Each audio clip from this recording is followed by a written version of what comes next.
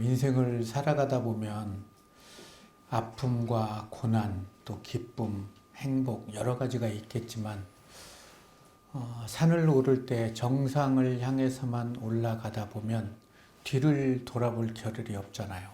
그러면 정상에 발을 딛고 또 내려오게 되죠. 어느 만큼 길을 걷다가 뒤를 돌아보면 뜻하지 않는 풍경이 시야에 들어오게 되죠. 또 얼마만큼 걷다가 또 뒤를 돌아보고.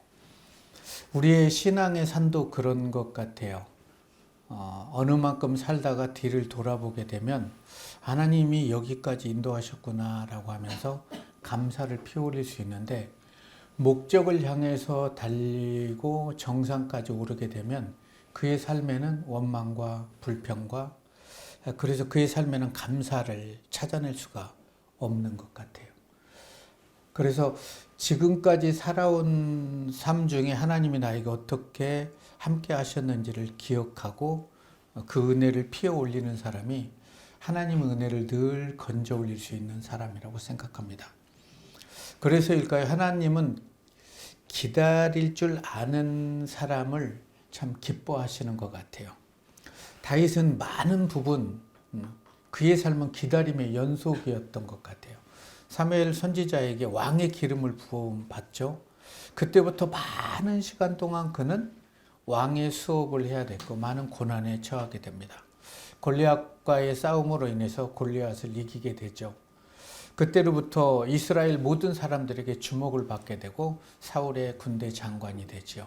그리고 가는 곳곳마다 승리를 하게 되지만 단 한 번의 패배만 했더라도 그는 생명을 내어놓아야 되죠. 그래서 그는 어느 곳에 가든지 생명을 내어놓고 전장에 나가게 되는데 그 생명을 하나님께 맡겼다는 거예요. 그리고 돌아오는 길에 여인들이 참 엄청난 찬양을 하게 되죠. 사울이 죽인 자는 천천히요, 다윗이 죽인 자는 만만이다. 이 소리를 듣고 사울 왕은 기뻐해야 되죠. 야, 다윗 같은 신하가 몇 명만 더 있었으면 참 좋겠다. 그러면 이 나라가 하나님의 은혜 안에서 온 천하에 하나님의 영향력을 끼칠 수 있었을 텐데 라고 받아들이기 전에 그가 나라 말고 더 찾을 게 무엇인가, 왕 말고, 이러면서 시기하고 질투하는 마음이 계속해서 불처럼 타오르게 되죠. 그걸 알지 못하고 다윗은 사울 왕에게 갔는데 창을 들어서 던져버립니다. 피하죠. 그리고 도망쳐 나오게 되고 아무것도 가지지 못하죠.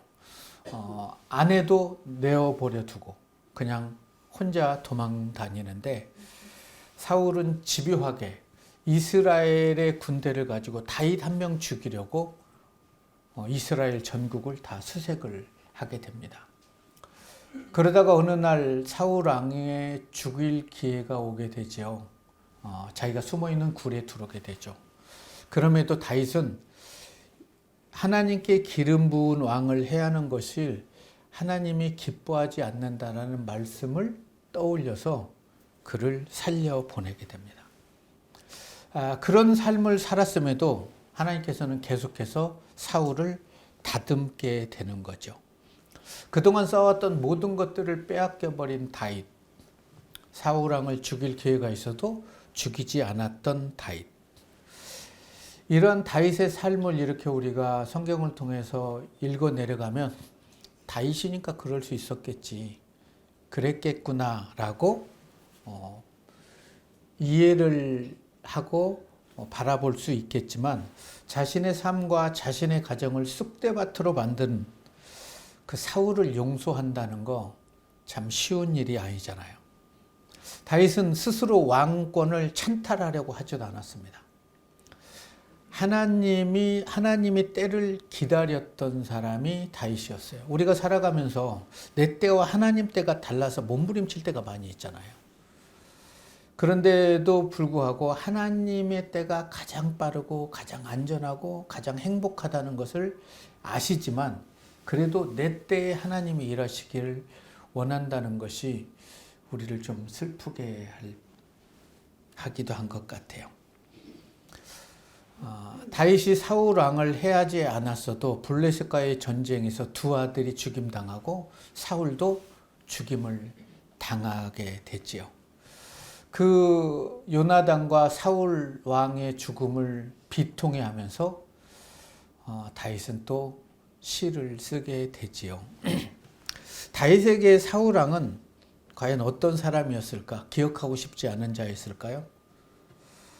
그럴 수도 있겠지만 다윗에게는 좋은 멘토였고 한편으로는 스승이었고 또 장인어른이었고 인생의 모델이었던 것 같아요. 반면교사가 됐겠죠. 저렇게 살면 안 되겠구나. 우리가 주님께 쓰임을 받으려면 기다릴 줄 아는 인내를 품고 살아가야 되는 것 같아요. 저도 16년 전에 개척할 때는요, 엄청난 꿈과 비전을 안고 개척을 했습니다. 근데 하나님께서 쓸만하면 다리 걸고, 또 쓸만하면 넘어뜨리고, 또 쓸만하면 주저앉히고, 그래서 하나님 왜 그러냐고 라고 반문을 하면 하나님은 침묵하세요. 언제 정도 되면 왜 그랬는지를 알려주실지는 잘 모르겠어요. 다윗은 최고가 되기보다는 하나님께 어느 상황 속에서도 최선을 다하는 사람이었다고 저는 생각합니다. 그렇다면 여러분들은 하나님 앞에서 어떤 삶을 살아가고 있습니까? 최고가 되기보다는 최선을 다하는 사람으로 묵묵히 하나님의 말씀에 준비되어져 가고 있습니까? 그러리라고 믿습니다. 오늘 함께 은혜 나눌 말씀은 사무엘하 7장 1절에서 9절의 말씀입니다. 여호와께서 주위의 모든 원수를 무찌르사 왕으로 궁에 평안히 살게 하신 때에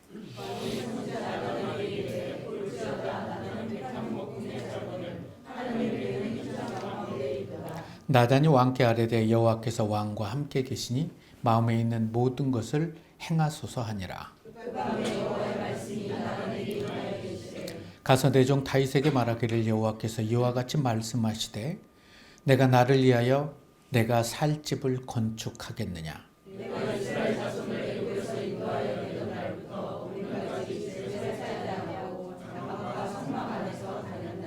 이스라엘 자손과 더불어 다니는 모든 곳에서 내가 내 백성 이스라엘을 먹이라고 명령한 이스라엘 어느 지파 가운데 하나에게 내가 말하기를 너희가 어찌하여 나를 위하여 백향목집을 건축하지 아니하였느냐고 말하였느냐.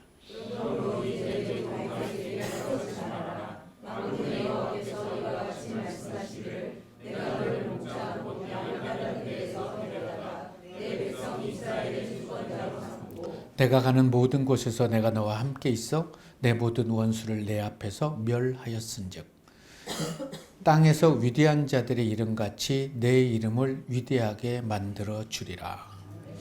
아멘. 오늘 본문의 말씀을 읽어보면 하나님은 다윗을 한 번도 손을 놓지 않고 다윗을 통해서 하나님의 은혜를 부어 주신 후에도 다윗에게 아무것도 바라지 않는 것 같아요. 그러나 한 가지 바라는 건 하나님의 말씀대로 살아가는 순종을 바랬던 것 같아요. 사사들이 이스라엘을 다스렸을 때 이스라엘 백성들은 기발한 생각을 하게 됩니다. 여호와의 궤를 가지고 모시고 전장에 나가면 하나님께서 승리해 주실 것이다. 그러나 그 전쟁에 수만 명이 죽임을 당하고 여호와의 궤도 빼앗기고 엘리의 제사장의 두 아들도 죽임을 당하게 됩니다. 그런 이후에 궤가 20년, 30년이 넘는 그런 기간 동안에도 이스라엘 백성 중에 어느 누구도 여호와의 궤가 빼앗긴 여호와의 궤를 찾아오지 못함을 안타까워하는 사람이 없었다는 거예요. 그런데 다윗은 하나님의 궤가 있지 않음을 마음 아파서 여호와의 궤를 예루살렘 성전으로 모시게 됩니다. 자, 여호와의 궤를 예루살렘 성전으로 모신 이후에 다윗은 고민하죠. 자기의 집은 이렇게 아름답고 멋진데 여호와의 궤는 장막 안에 있음이 그때서 너무나 마음이 아픈 거예요. 이러한 다윗을 향한 아름다운 열정을 하나님께서는 아시고 주위의 모든 대적들을 다 물리쳐 주시죠. 오늘 본문 1절의 말씀을 보시면 여호와께서 주의 모든 원수를 무찌르사 왕으로 궁에 평안히 살게 하신 때에. 하나님을 향한 아름다운 마음을 소유하기만 하면 하나님께서 여러분 주위의 모든 걱정거리나 이런 것들을 다 해결해 주시고 평안하게 살아갈 수 있게 하시는 그 하나님이심을 믿습니까? 주위의 모든 나라들은 이제 이스라엘에게 조공을 드릴 정도로 하나님께서는 다윗을 축복하셨어요. 이제 다윗은 전장에 나가지 않아도 됐어요. 그런 다윗, 궁에서 평안하게 살게 하실 때 다윗은 어떤 마음이었고 하나님께 어떤 기도를 드렸을까요? 여러분들에게 하나님이 많은 축복을 해주고 평안하게 살게 하셨을 때 여러분들은 하나님께 어떤 마음과 어떤 기도를 드리십니까? 대부분의 많은 사람들은 더 많은 은혜와 더 많은 평안을 구하는 것 같아요. 뒤를 돌아보지 않으면 계속해서 요구하게 되는 거죠. 감사를 상실해버려요. 부족한 것이 없을 때에 지금까지 자신을 인도하고 평안케 하신 하나님을 기억하면서 내가 하나님을 위해서 무엇을 할 수 있을까? 하나님은 나에게 내가 어떤 삶을 살아가기를 원할까? 라고 여러분들은 기도하십니까? 다윗은 사무엘 선지자에게 기름을 부음을 받은 후에 이스라엘 왕으로 세우시려고 자신을 인도하셨던 그동안의 많은 시간 동안의 하나님의 은혜를 기억하게 됩니다. 그리고 감사를 피어 올리게 되죠. 어떻게 보면 감사하지 않아도 될 상황들이 다윗에게는 너무나 많았고 처절한 상황들이었어요. 그런데도 그게 감사하다는 거예요.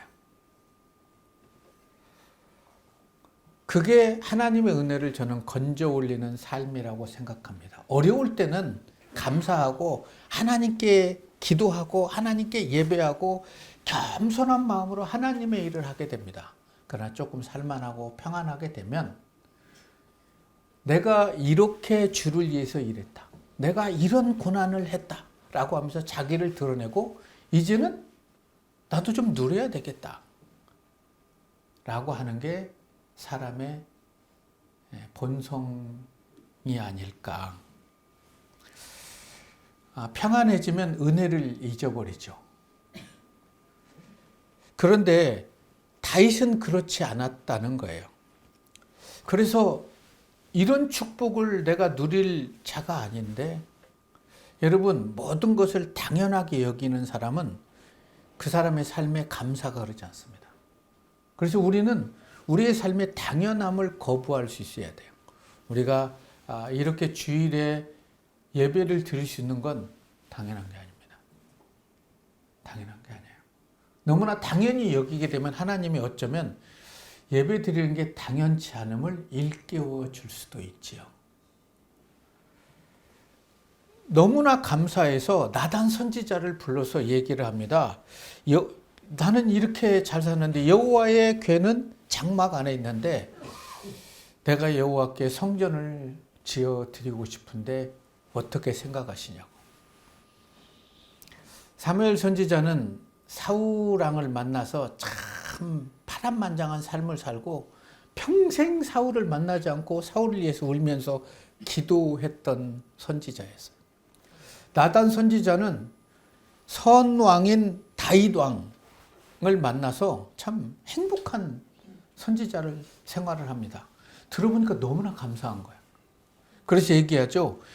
여호와께서 왕과 함께 계시잖아요. 그 말은 뭐냐면 왕께서 늘 여호와의 말씀을 안고 주님과 함께 살아가고 계시잖아요. 그러니까 마음에 있는 모든 생각대로 다 하셔도 됩니다. 이런 말을 할 수 있다는 게 선지자로서의 축복이고 또 왕으로서도 축복이 아니겠습니까? 목회자의 마음도 그렇고 부모의 마음도 그런 것 같아요. 부모들은 자녀를 위해서는 참 기도를 멋지게 합니다. 이 아이가 신앙 안에서 자라고 믿음의 사람이 다 하는데 자기는 그렇게 안 사는 거예요. 자녀들이 봐도 신앙이 먼저인 삶이 부모가 아니라면 부모가 아무리 믿음 생활해야 된다, 무엇을 해야 된다, 그렇게 그 아이를 위해서 기도한다고 해도 그 기도는 몇 %는 하나님이 들어주실지 저는 잘 모르겠어요. 저는 우리 지금 함께 예배드리는 성도님들 모두가 하나님의 은혜를 받아서 평안할 때, 여기에 계신 분들은 평안하지 않는 분들도 계시겠지만 평안은 생각하기 나름인 것 같아요. 좀 더 아래를 바라보고 예전에 내가 정말 힘든 바닥을 쳤을 때와 지금의 상황은 너무나 멋진데도 나의 욕망을 위해서만 살아가고 있다면 그 사람은 결코 평안을 누릴 수 없습니다. 그러나 제가 여기 와서 개척을 했을 때 그런 때를 생각하면 지금 너무나 감사한 거죠. 평안한 거죠. 그때 해야 될 게 뭘까요? 하나님이 내가 어떤 삶을 살고 어떤 목회를 하고 하나님의 핏값으로 세우신 함께하는 교회가 어떤 교회이기를 원하시는가를 생각해야 되지 않을까요? 그리고 내가 하나님의 계획을 알지 못한다면 하나님께서 저를 깨닫게 하셔서 그러한 길로 저를 인도해 주시라고 기도할 일이잖아요. 선지자 사무엘은 사울을 왕으로 세운 후에 행복한 거리가 먼 생활을 하게 돼요. 이런 생각하죠. 하나님은 어쩌자고 이런 친구를 왕으로 세우셨을까? 왜 나에게 기름을 부으라고 했을까 하면서 너무나 마음이 아파서 평생 그를 보지 않고 눈물로 기도하게 되는 거죠. 사울 왕이 선지자 사무엘의 말씀, 하나님께서 주신 말씀대로 사는 게 정말 어려운 일이었을까요? 여러분, 하나님의 말씀대로 살아내는 게 물속에 한 5분 이렇게 숨 안 쉬고 있는 것보다 어려운 일일까요? 하나님의 말씀임에도 불구하고 자신의 생각이 다르면 그 끝이 사망임에도 불구하고 귀를 막은 채 살아가고 있는 사울의 모습이 혹시 나의 모습은 아닌가 생각해 볼 필요가 있죠. 많은 사람들에게 물어보면 사울의 길을 가고 싶습니까? 다윗의 길을 가고 싶습니까? 먼 발치에서 보면 두 사람의 길을 안 가고 싶죠. 다윗이 왕이 됐을 때까지 그 파란만장한 엄청난 고난을 감당할 수 있을까? 사울이 왕이 되어서 하나님의 말씀을 거역하고 그렇게 아들을 잃고 자기의 생명까지도 내어놓으면서 그는 이런 후회를 했겠죠. 이럴 줄 알았으면 왕이 되지 말 것을. 아프죠. 목회의 마지막에 이럴 줄 알았으면 목사가 되지 말 것을 한다면 참 아플 것 같아요. 다윗은 이해할 수 없는 상황이 자신의 삶에 막 쓰나미처럼 밀려올 때도 하나님을 붙잡고 하나님의 입으로 어찌하여 나에게 이러냐고. 내가 너무 힘들어서 내 뼈가 녹듯이 녹아내린다고. 왜 내가 불러도 대답하지 않냐고 울부짖어요. 그런데 하나님 침묵해요. 그런 침묵 속에서도 다윗은 하나님의 끈을 놓지 않는 게 다윗의 위대함 같아요. 여러분, 기도하는데 하나님이 침묵하고 들어주시지 않는 것 같은 그때가 하나님의 때임을 기억하시기 바랍니다. 그때도 하나님의 이름을 붙잡고 하나님께 간구하기를 원합니다. 그런 간구를 하나님이 다 들으시고 나단 선지자를 통해서 이렇게 얘기하죠. 내가 나를 위해서 내 살 집을 짓겠느니 내가 너를 위해서 집을 지어줘야지. 이 말씀은 마치 부모가 자녀의 진심 어린 엄마 아빠 내가 어떻게 해줬으면 좋겠어요? 원하는 게 뭐예요? 라고 했을 때 그 무엇을 받지 않아 너무 행복하잖아요. 그래서 그 말 한마디면 됐다. 고맙다라고 하는 것처럼 나단 선지자가 그렇게 다윗을 축복하는 것 같아요. 8절 9절의 말씀을 보면 그러므로 이제 내 종 다윗에게 이같이 말하라. 만군의 여호와께서 이같이 말씀하시기를 내가 너를 목장 곧 양을 따르는 데에서 데려다가 내 백성 이스라엘의 주권자로 삼고 내가 가는 모든 곳에서 내가 너와 함께 있어 내 모든 원수를 내 앞에서 멸하였은즉 땅에서 위대한 자들의 이름같이 내 이름을 위대하게 만들어 주리라. 기름 부으면서 이 말씀을 하셨다면 어땠을까요? 교만할 수도 있겠죠. 그러나 다윗과 늘 함께 하시면서도 다윗의 이름을 위대하게 만들어지기까지 다윗은 철저하게 낮아져야 되고 철저하게 하나님의 말씀으로 다듬어져야 됐어요. 많은 사람들은요, 성공하기를 원합니다. 평안하기를 원하지만 하나님의 말씀으로 다듬어지는 것은 별로 원치 않는 것 같아요. 그것은 선지자의 몫이다, 목회자의 몫이다 라고도 할 수 있겠지만 나를 다듬으셔서 세우실 것 같으면 저를 다듬어 달라고 기도할 수 있는 게 하나님이 이 시대에 원하는 기도는 아닐까. 다윗은 하나님을 위해서 전을 짓고 싶었어요. 그러나 하나님은 그런 다윗의 마음을 받으시고 그 아들을 통해서 예루살렘 성전을 지을 수 있게 해줬어요. 어떤 게 더 축복일까요? 내가 짓는 것보다 내 아이가 하나님의 성전을 짓는 게 더 아름다운 축복이겠죠. 그걸 바라볼 수 있는 삶이 아름다운 삶이 아니겠습니까? 저희 어머니는 독실한 불자였습니다. 아버지는 유교에 있어서 정말로 봉건적이었던 분이었고 자녀들은 교회를 다녔어요. 그래서 저희 교회는 저희 가정은 종교의 자유화였어요. 아버지는 어떤 걸 믿어도 좋다. 어머니는 구슬하고 스님을 부르고 아버지는 유교를 하고 우리는 교회를 가고. 네. 그런 그 어머님이 돌아가시기 1년 전에 어느 날 예수를 믿게 됐단 말이에요. 그런데 왜 예수를 믿냐고 내일 교회 좀 데리고 가라 그랬는데 누나가 너무나 몇 년을 기도했는데 불공을 드리고 막 이러니까 급해서 그날이 월요일인데 새벽 매주부터 모시고 간 거예요. 왜냐하면 일주일 지나면 그 말이 달라질까 봐. 그래서 그날부터 돌아가신 날까지 모든 예배를 한 번도 빠뜨리지 않고 그렇게 기도하고 그런 삶을 사셨어요. 그럼 그분이 고등학교 1학년 때부터 저에게 복권을 사오라고 그러는 거예요. 주택 복권을.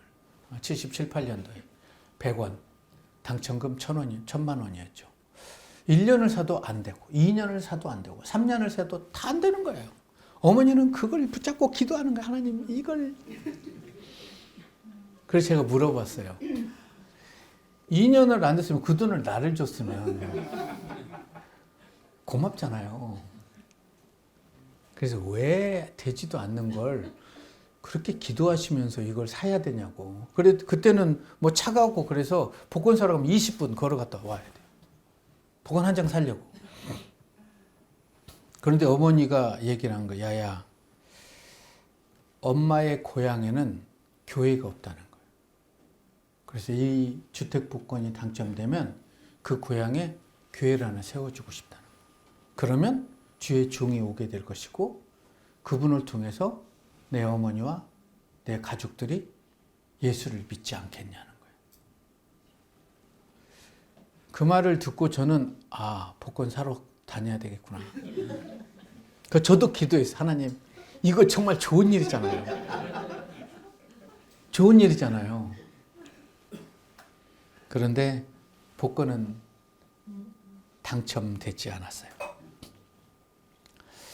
한 40여 년 전에 어머니는 52세의 나이로 소천을 했고 그때 제 나이는 이제 22살이었죠. 어머니는 그렇게 떠난 이후에 40년이 됐는데 제 동생도 저와 똑같이 16년 전에 어머니 고향에 개척을 했어요. 저는 제주에 개척을 했고, 개척한 몇 년 후에 어머니가 다녔던 교회가 부흥이 돼서 큰 교회를 짓고 갔고, 그 교회를 인수해서 그곳에서 목회를 하고 있어요. 그리고 저는 이곳에서 목회를 하고 있어요. 어머니의 기도는 하나도 땅에 떨어지지 않는구나. 하나님은 그 복권 한 장을 사서 당첨돼서 교회를 짓는 그거보다 더 큰 축복을 허락해 주신 것 같아요. 두 아들을 전혀 그때는 목회할 상황도 아닌 그 아들을 목사를 시켜서 두 교회를 세우죠. 그리고 그 교회를 통해서 앞으로 얼마나 많은 영혼들이 하나님께 돌아올지는 알지 못하죠. 40년이 흐른 지금 어머니의 기도는 꽃이 피고 열매를 맺어가고 있지요. 제가 볼 때는 말도 안 되는 기도였어요. 여러분도 웃으셨잖아요. 복권을 보자고 하나님 이걸 해달라고. 그런데 정말 기도하는 거 보면 너무나 간절한 거예요. 그래서 하나님 이 여인의 기도는 좀 들어주셔야 될 것 같다고. 그래도 들어주시지 않아요. 우리는 우리 대의 모든 것을 이루려고 하죠. 내가 한 기도는 지금 시일 내에 빨리 이루어졌으면 좋겠어요. 그런데 한 알의 밀알이 떨어져 썩어지는 마음으로 주님의 때를 기다릴 때 하나님께는 영광이 되고 후손들에게는 은혜와 축복으로 흐른다는 것을 기억할 수 있었으면 좋겠어요. 다윗은 나단 선지자를 통해서 자신은 하나님의 전을 건축할 수 없다는 말을 듣게 된 후에 이렇게 무릎 꿇고 기도합니다. 주여와여 내가 누구며 내 집은 무엇이기에 나를 이곳까지 인도해 주셨습니까? 여호와께서 이것을 오히려 적게 여기시고 종의 집에 먼 장래일까지 말씀해 주셨다는 거죠. 아들을 통해서 성전을 짓게. 그게 너무나 감사한 거예요. 보통 사람들은 아들이고 뭐고 자신이 하고 싶은 거죠. 왕이 됐어요. 온 나라를 평온케 했어요. 거기에 성전까지, 위대한 성전까지 지었다면 어떻게 됐을까요? 끝장이잖아요. 교만의 극치를 이룰 수 있는데 하나님은 다윗을 교만한 자리에 앉게 하지 않으려고 그런 축복을 허락한 거죠. 많은 사람은 자신의 뜻대로 일이 될 때는 신이 나서 일을 합니다. 하나님을 잘 섬기고 감사하기도 하는데 그러다가 자기의 마음이 맞지 않으면 돌아서 버린다는 거예요. 그건 신앙의 문제, 하나님과의 문제만이 아니라 부부간에도 그러는 거예요. 부모와 자식 간에도 잘하다가도 부모와 자녀의 마음이 안 맞아버리면 튕겨져 나갈 때가 많다는 거죠. 그동안 부모님의 은혜를 기억하지 않아요. 나에게 해준 게 뭐가 있냐고. 그때 부모는 뭐라고 했을까? 뭐가 있을까라고 이렇게 물어봐야 될까요? 나중에 알겠죠. 다윗은 나단 선지자의 얘기를 듣고 오히려 찬송을 합니다. 나는 백향목 궁에서 사는데 하나님의 궤는 휘장 가운데 있지 않습니까? 그런 마음을 아시고 그런 축복을 하게 돼요.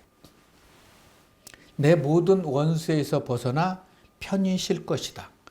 여호와가 또 내게 이르시되 여호와가 너를 위해서 집을 짓고 너의 모든 후손에게 하나님의 은혜를 흘려 보내겠다는 것이지요. 그래서 다윗의 삶을 보면 아름다운 마음에 아름다운 열매가 맺혀지는 것 같아요. 그래서 하나님께서는 다윗을 보시고 이렇게 얘기하죠.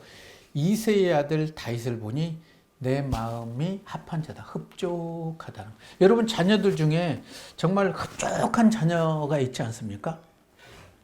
없습니까? 그냥 보기만 해도 흡족한 자녀들. 어린 아이들은 그냥 바라만 봐도 흡족하지 않아요. 우는 것도 예쁠 때가 있잖아요. 네, 그런 것.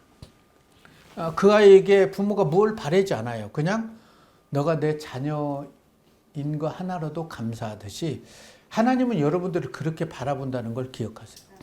여러분들이 어느 순간에 무엇을 하고 어떤 상황이 있어도 그냥 흡족하게 바라보고 여러분들을 축복하시고 함께 하시는 하나님.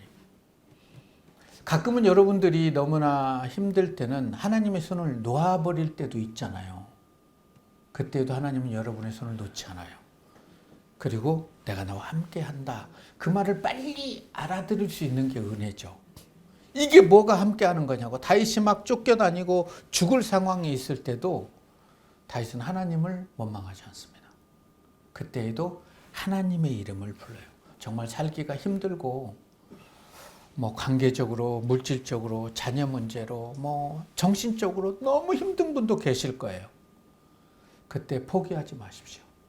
다윗은 그러한 상황 속에서 하나님께 감사를 피워 올리더라고요. 그래서 이런 아름다운 열매를 맺어질 수 있어요. 하나님께서 여러분들을 만나니 내 마음에 합한 자다라고 표현할 수 있었으면 좋을 것 같아요. 그러려면 살아가면서 여러분의 입술에서 원망과 불평을 삭제하십시오.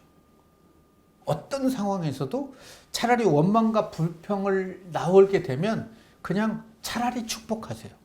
그리고 지난 날을 돌아보세요. 하나님께 감사하세요. 그런 삶에는 하나님이 축복할 수밖에 없다는 거예요. 성경에 다 그래요. 나를 통해서 지금까지 인도하신 하나님을 기억할 수 있는 삶. 그게 하나님의 은혜를 건져 올리는 삶이죠. 그리하셔서 하나님의 뜻이 여러분의 삶을 통해서 이루어지고 여러분의 자녀들, 그의 모든 후손들이 주님을 알고 예수 그리스도 안에서 영향력을 끼칠 수 있는 그런 삶을 살아갈 수 있기를 주님의 이름으로 축원합니다.